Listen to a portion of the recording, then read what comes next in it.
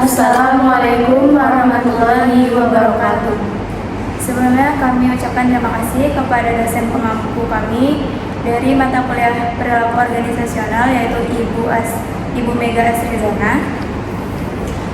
Kami dari kelompok 8 ingin mempresentasikan final project mata kuliah perilaku organisasional, yaitu studi komparatif kelompok formal dan informal serta analisis organisasi PT Wings Group. Sebelumnya, perkenalkan, nama saya Nadia Alfitriani dengan NIM 240592237. Saya Nadia Ramadhan Nasution dengan NIM 240599080. Saya Mufira Fafila dengan NIM 2405992. Saya Dinda Yulina Fitri dengan NIM 240599103. Baik, selanjutnya di sini saya akan menjelaskan tentang latar belakang studi kasus kami. Kegiatan dalam kelompok formal seperti dalam organisasi sekolah atau kampus, yaitu ROHIS yaitu Rohani Islam dari SMAN 1 2x11 Kayu Tanam 2022 sampai 2024, sebuah organisasi guna memperdalam dan memperkuat ajaran Islam, serta kelompok informal, contohnya seperti kelompok tari dari SMPN 3 Batang Anai tahun 2018 sampai 2019. Kelompok tari menyediakan wadah bagi para penggemar untuk meningkatkan minat dan bakat, serta antusiasme dan menyalurkan seni budaya generasi tari untuk tampil dan bertukar pengetahuan tentang tari. Salah satu contoh perusahaan yang kami ambil yaitu PT Wings Group yang telah berdiri sejak tahun 1948 dan dikenal sebagai produsen barang kebutuhan rumah tangga, makanan, dan minuman. Perusahaan ini memiliki struktur organisasi fungsional dan pembagian kerja keahlian serta budaya untuk menekankan efisiensi, inovasi, dan kualitas. Wings Group juga terus berinovasi dan memanfaatkan teknologi dalam bisnisnya. Baik, kita masuk ke dalam materi. Untuk materi pertama akan dijelaskan kepada Nadia. Kepada Nadia saya persilakan. Terima kasih kepada moderator yang telah memberikan saya kesempatan untuk menjelaskan materi ini. Di sini saya akan mencoba menjelaskan yang pertama adalah kelompok formal dan informal yang pernah diikuti. Kelompok formal yang pernah diikuti adalah seperti ROHIS SMAN 1 2x11 Kayu Tanam, dan kelompok informalnya adalah yang pernah diikuti adalah kelompok tari SMPN 3 Batang Anai. Tahap pembentukan dari kelompok ROHIS SMAN 1 2x11 Kayu Tanam adalah yang pertama adalah sosialisasi dan pendaftaran anggota baru. Yang kedua adalah seperti musyawarah, evaluasi, dan pembentukan pengurus baru. Yang ketiga adalah pemilihan ketuanya dan penyusunan struktur dari organisasinya. Yang keempat ada perencanaan program kerja. Yang kelimanya adalah pelaksanaan kegiatan.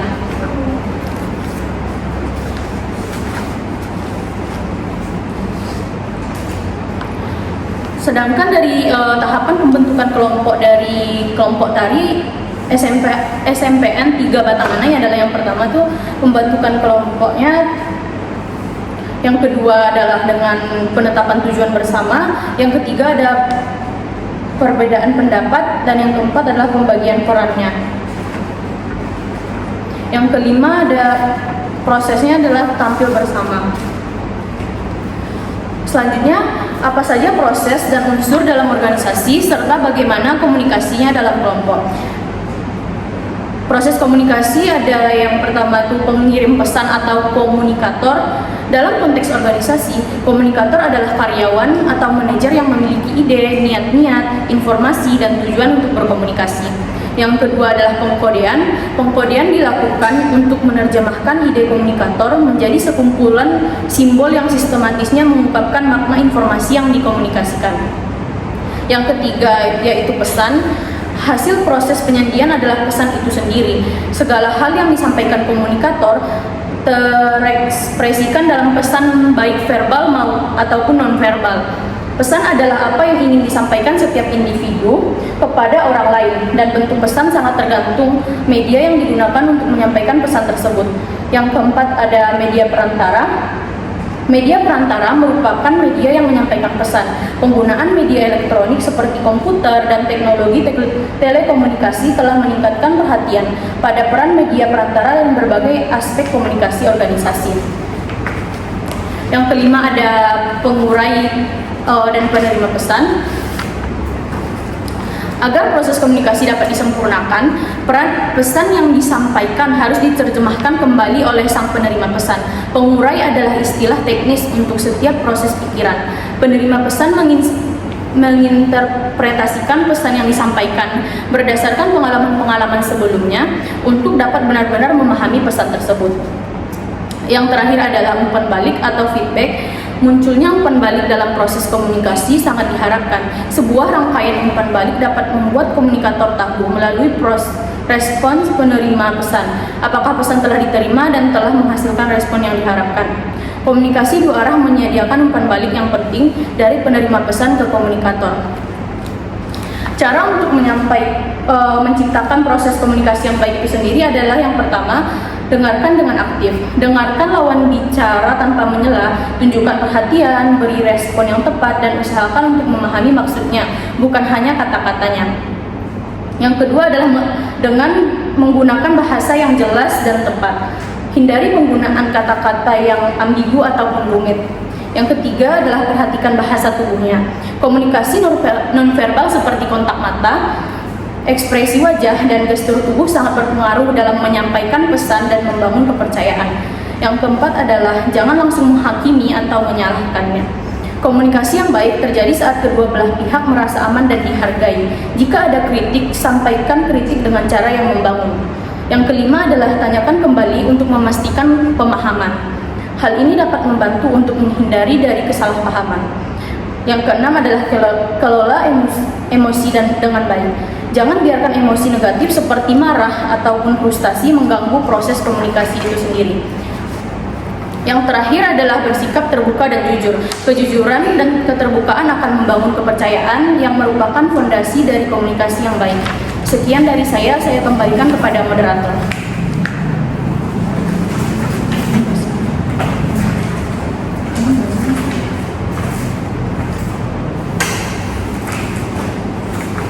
Baik, selanjutnya di sini saya akan menjelaskan yang bagian C, yaitu hambatan dalam komunikasi dan solusi untuk mengatasinya. Jadi hambatan dalam komunikasi itu ada beberapa macam. Yang pertama yaitu penyaringan. Jadi penyaringan itu faktor penentu untuk penyaringan, yaitu jumlah level dalam sebuah struktur organisasi. Semakin vertikal struktur dalam hierarki organisasi, maka semakin besar kemungkinan terjadinya penyaringan. Jadi penyaringan itu mengacu pada manipulasi informasi sengaja oleh pengirim berita sehingga informasi tersebut akan tampak lebih menyenangkan bagi penerima informasi. Selanjutnya yang kedua yaitu ada persepsi selektif. Dalam proses komunikasi, melihat dan mendengar sesuatu dengan selektif berdasarkan pada kebutuhan, inovasi, motivasi, pengalaman, latar belakang, dan karakteristik kepribadiannya. Jadi penerima informasi ini juga dipengaruhi oleh kepentingan dan harapan-harapannya dalam proses komunikasi ketika ia menerjemahkan informasinya. Selanjutnya yaitu ada gaya gender. Jadi gaya gender ini berpengaruh atau dapat menghambat dalam komunikasi, yaitu laki-laki dan perempuan menggunakan komunikasi lisan untuk alasan yang berbeda. Maksudnya yaitu pria berbicara dan mendengarkan bahasa status dan kemandirian, sedangkan wanita berbicara dan mendengarkan bahasa hubungan dan keakraban. Yang bagian yang nomor 4 selanjutnya yaitu ada emosi. Jadi emosi itu perasaan saat penerima informasi pada saat menerima pesan komunikasi yang akan mempengaruhi cara dia menafsirkannya. Seperti emosi-emosi yang ekstrim seperti perasaan senang atau perasaan tertekan yang sangat berkecenderungan menghambat komunikasi yang efektif. Selanjutnya itu ada bahasa. Jadi bahasa dapat mempengaruhi proses komunikasi, yaitu kata-kata mempunyai arti berbeda bagi orang yang berbeda pola. Jadi usia, pendidikan, latar belakang budaya adalah 3 dari sekian banyaknya variabel yang jelas dan sangat mempengaruhi yang digunakan oleh seseorang dan definisi yang diberikan kepada kata-kata. Selanjutnya yaitu yang keenam, petunjuk nonverbal. Jadi di awal kita telah menyinggung bahwa komunikasi nonverbal itu merupakan cara yang paling penting bagi orang untuk menyampaikan pesan. Tetapi komunikasi nonverbal itu hampir semua diiringi dengan komunikasi lisan. Namun, ketika petunjuk nonverbal itu tidak bersesuaian dengan pesan lisan, maka penerima informasi akan bingung dan pesan yang disampaikan itu tidak jelas. Selanjutnya itu ada beberapa solusinya, yaitu yang pertama hubungan antarpersonal, yaitu hubungan yang harmonis dengan orang-orang lain dalam tingkat pribadi, antar teman, sesama sebaya ataupun dengan atasan. Selanjutnya yaitu hubungan posisional. Hubungan posisional ditentukan dengan pendekatan struktur dan tugas-tugas fungsional anggota organisasi, seperti merencanakan penempatan atau pengaturan jabatan, berusaha menjernihkan hubungan, berhubungan berurutan, dan sebagainya. Selanjutnya di sini saya akan menjelaskan proses pemilihan pemimpin dan tipe-tipe pemimpin.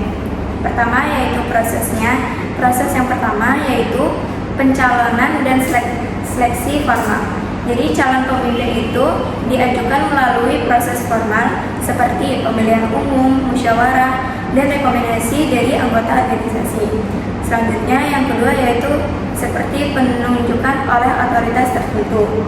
Dalam beberapa organisasi, pemimpin ditunjuk langsung oleh pihak yang berwenang dan pimpinan sebelumnya berdasarkan pertimbangan strategis dan kebutuhan organisasi. Selanjutnya yang terakhir yaitu konsensus kelompok. Jadi yang dimaksud dengan konsensus kelompok itu beberapa organisasi terutama yang bersifat kolektif atau berbasis komunitas memilih pemimpin melalui musyawarah atau mufakat dengan mempertimbangkan kesepakatan bersama. Lalu ada tipe-tipe pemimpin. Jadi tipe-tipe pemimpin itu dibagi menjadi 6. Yang pertama, kepemimpinan otoriter. Jadi kepemimpinan otoriter itu yaitu pemimpin yang mengambil keputusan secara pihak dan mengharapkan ketaatan penuh dari anggota. Yang kedua yaitu kepemimpinan demokratis. Jadi kepemimpinan demokratis itu pemimpin yang melibatkan anggota dalam pengambilan keputusan dan menghargai pendapat serta kontribusi mereka. Yang ketiga yaitu kepemimpinan laissez-faire, yaitu kepemimpinan yang memberikan kebebasan kepada anggota untuk mengambil keputusan dan bertanggung jawab atas tugas mereka. Yang keempat, kepemimpinan karismatik. Jadi pemimpin yang memotivasi dan menginspirasi anggota melalui visi dan daya tarik pribadi. Selanjutnya, kepemimpinan transformasional. Kepemimpinan yang mendorong perubahan dan inovasi yang menginspirasi anggota untuk mencapai tujuan bersama yang lebih tinggi. Yang terakhir yaitu kepemimpinan transaksional, yaitu pemimpin yang fokus pada pertukaran antara pemimpin dan anggota, seperti pemberian imbalan atau hukuman berdasarkan kinerja. Materi selanjutnya yaitu akan dijelaskan kepada Maghfirah. Kepada Maghfirah saya persilakan. Baik, terima kasih kepada moderator. Selanjutnya saya akan menjelaskan tentang jenis-jenis konflik dan resolusinya serta negosiasi yang terjadi. Menurut Robin dan Judge, jenis-jenis konflik terbagi menjadi 3 tipe, yaitu task konflik. Yang pertama yaitu task konflik, konflik tugas. Konflik ini muncul karena adanya perbedaan pandangan atau ketidaksepakatan mengenai isi atau tujuan dari suatu pekerjaan. Salah satu contohnya yaitu dalam kelompok tari di sekolah. Anggota kelompok yang tidak sepakat soal tema tari yang dipilih, yang misalnya satu anggota ingin tarian tradisional, sedangkan yang lainnya ingin tarian yang kontemporer. Solusinya yaitu membuka diskusi dan voting demokratis, serta meminta pendapat pelatih. Jenis konflik yang kedua yaitu relationship konflik atau konflik hubungan. Konflik ini timbul karena adanya ketegangan emosional antar individu seperti antipati pribadi, perbedaan kepribadian prasangka, atau kesalahpahaman interpersonal.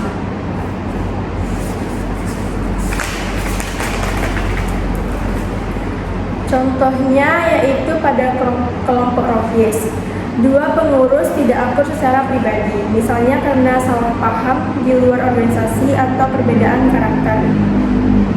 Solusinya yaitu dengan membangun silaturahmi, mengadakan forum refleksi internal, atau mengajak diskusi santai untuk meredakan ketegangan. Jenis konflik yang ketiga yaitu proses konflik atau konflik proses. Konflik ini berkaitan dengan cara atau metode dalam menyelesaikan pekerjaan. Bukan soal apa yang dikerjakan, tapi bagaimana caranya. Contohnya pada kelompok tari di sekolah, konflik soal jadwal latihan misalnya ada yang ingin sore hari, ada yang ingin malam hari, perbedaan pendapat tentang siapa yang memimpin latihan atau bagaimana cara mengatur latihan.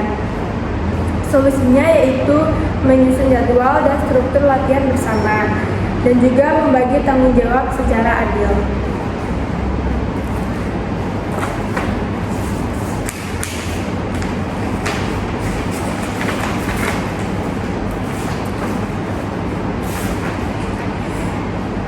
Negosiasi selanjutnya saya akan menjelaskan tentang negosiasi yang terjadi di kelompok Rohies.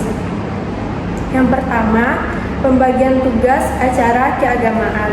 Misalnya saat mengatur acara seperti pengajian, iftar bersama, atau salam kilat.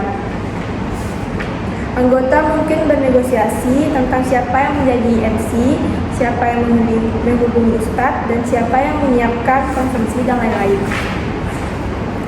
Yang kedua yaitu pemilihan tema kajian atau kegiatan. Saat menentukan tema, kajian mingguan atau kegiatan tahunan, anggota bisa memiliki pandangan yang berbeda. Negosiasi terjadi untuk mencapai kesepakatan yang bisa diterima semua pihak.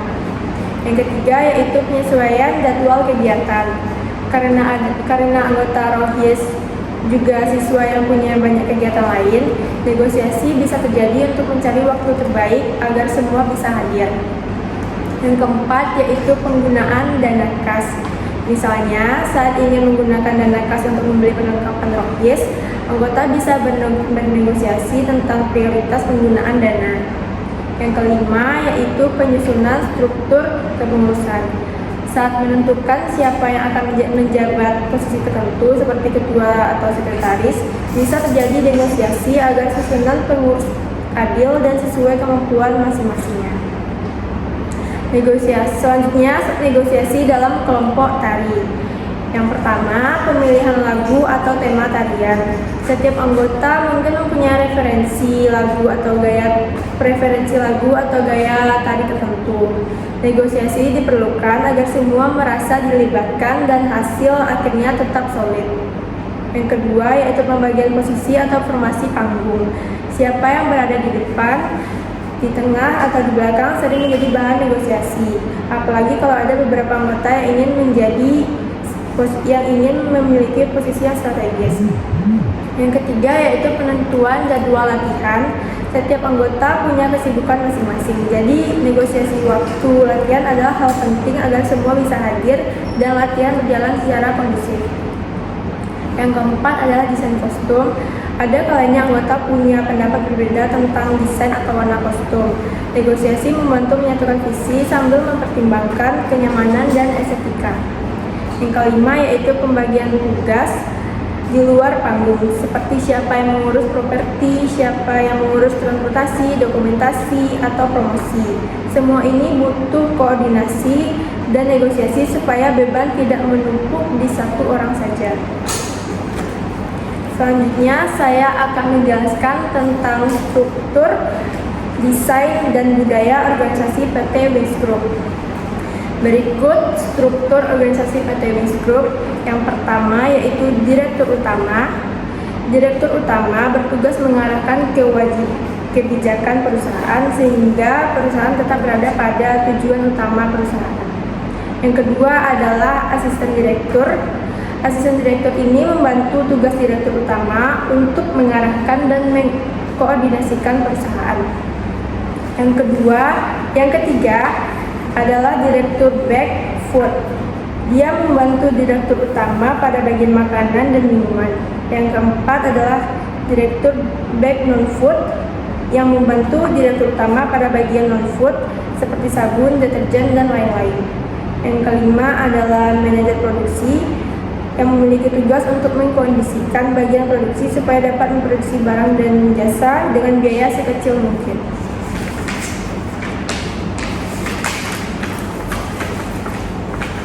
Yang keenam, Manajer Marketing yang mempunyai tugas untuk mengkondisikan bagian distribusi supaya barang hasil produksi dapat dipasarkan ke berbagai daerah melalui distributor-distributor.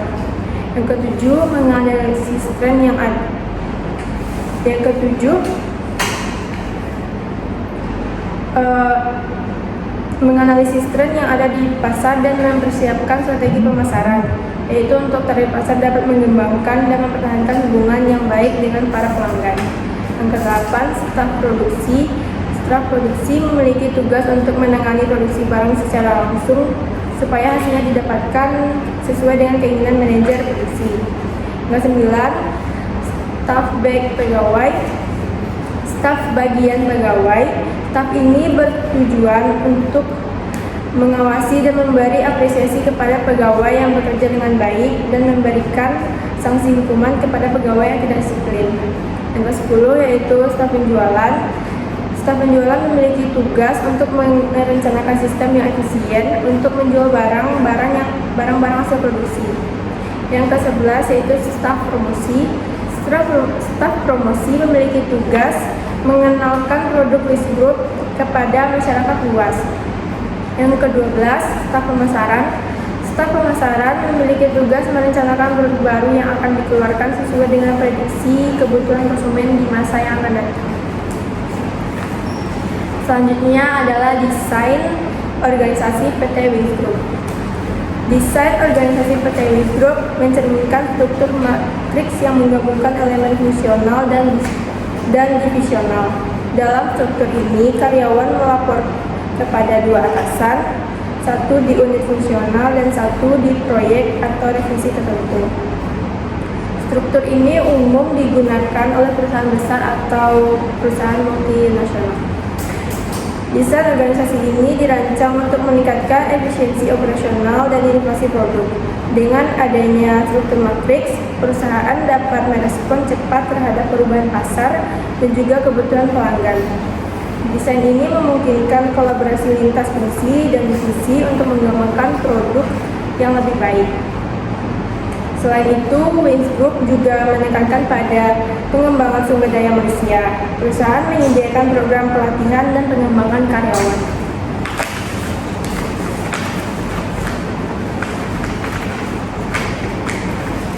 Selanjutnya adalah budaya organisasi PT Wings Group. Yang pertama adalah nilai-nilai inti core value.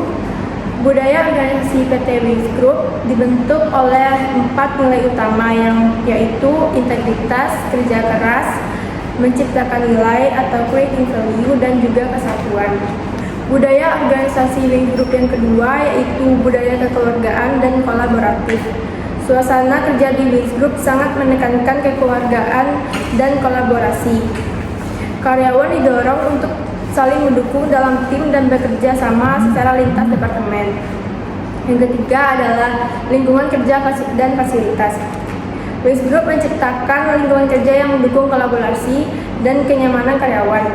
Konsep ruang kerja terbuka mempermudah komunikasi lintas tim. Perusahaan juga menyediakan fasilitas seperti kantin dengan menu makan siang yang beragam. Yang keempat adalah keseimbangan kerja dengan kehidupan pribadi. Perusahaan juga memperhatikan keseimbangan antara pekerjaan dan kehidupan pribadi perusahaan. Wings Group menerapkan sistem kerja shift yang fleksibel serta memberikan cuti dan hari libur sesuai kebijakan perusahaan. Budaya organisasi yang kelima adalah strategi bisnis yang adaptif. Wings Group memiliki budaya organisasi yang mendukung strategi bisnis yang responsif dan kompetitif. Yang keenam adalah keseimbangan kerja dan kehidupan pribadi.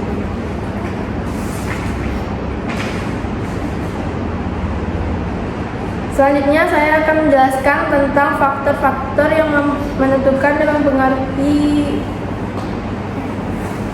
Baik, hanya itu yang dapat saya sampaikan. Selanjutnya saya akan kembalikan kepada moderator.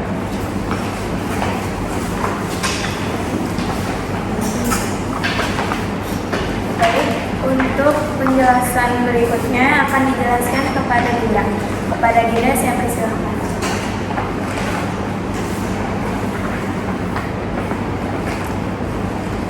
Baik, terima kasih saya ucapkan kepada moderator.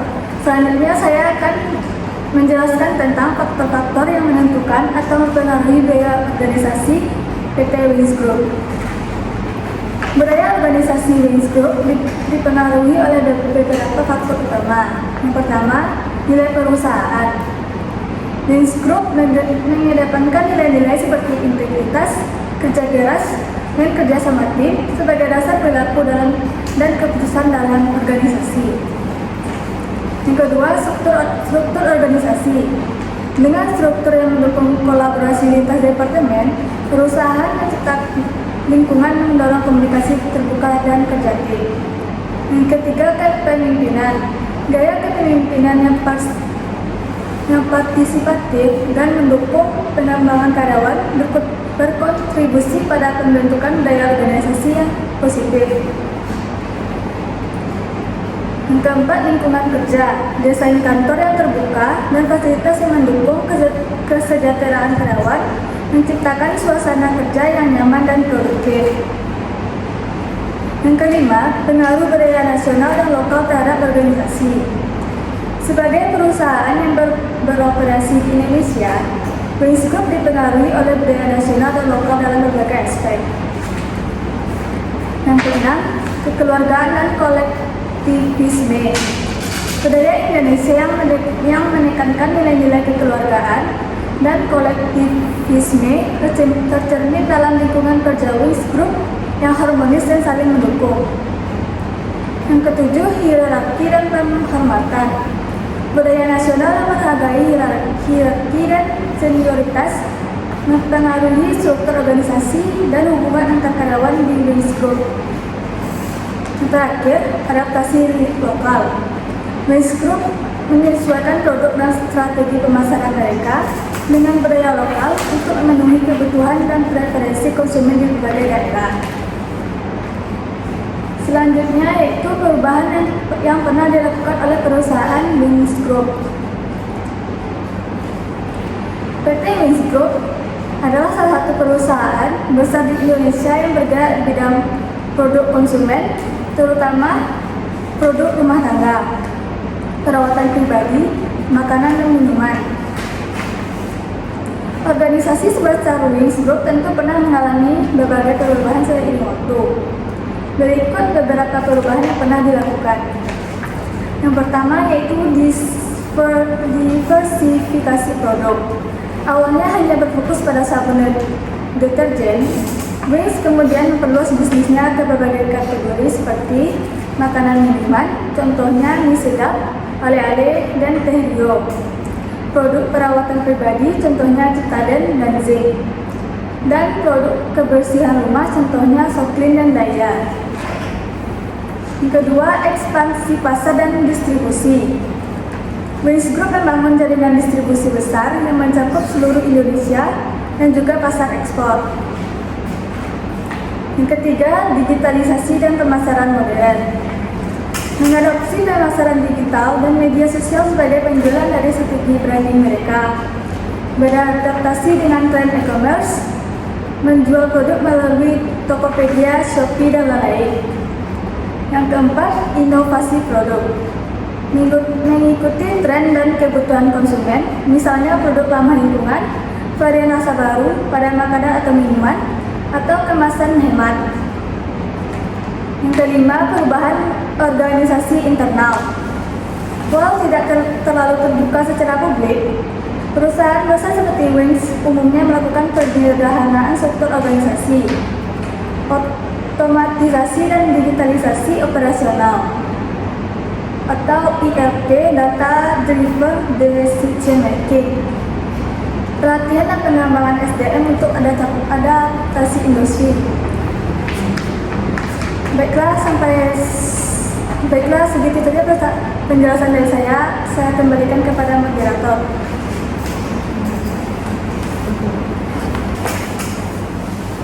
Baiklah, demikian presentasi dari kami. Apabila kami ada salah kata atau perbuatan, kami meminta maaf yang sebesar-besarnya. Kami akhiri. Wassalamualaikum warahmatullahi wabarakatuh.